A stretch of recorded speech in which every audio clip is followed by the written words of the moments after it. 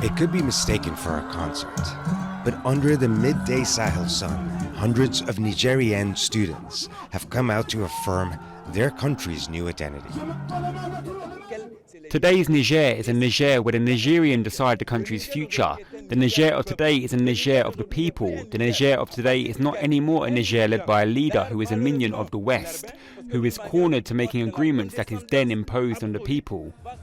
Francophone West Africa has seen a series of regime changes and radical shifts in policy recently.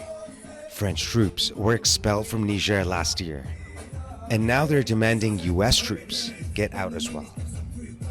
The US has long seen Niger as a regional ally in its fight against terror groups in the region and operates a military base and a $100 million drone base in the sub-Saharan desert. But Niamey's pivot from its traditional Western allies is spearheaded by the country's governing military council. These protests and speakers are certainly speaking in support of the military junta that came into power last July in a coup. But the sense of pride over here is truly palpable. However, at the same time, with the military junta in power, they are saying that they do not want any foreign military presence over here. There's concern overseas of Russia's growing influence in Niger and West Africa. Moscow has already provided its new ally military equipment and trainers, while a West African alliance prepares itself to fight a wave of insecurity and terrorism from Daesh and Al-Qaeda-linked groups in the Sahel region.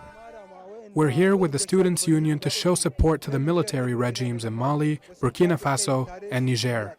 We're showing our support for them to first kick out all foreign military that is not ours, that is remaining in our country. We would like to work exclusively with our own military. Protesters tell us they don't hold any grudges against anyone, but they say that after years of being exploited, they feel like they finally have a voice in their country's affairs.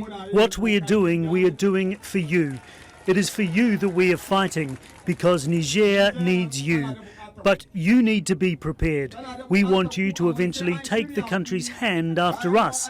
That's why we are following you step by step.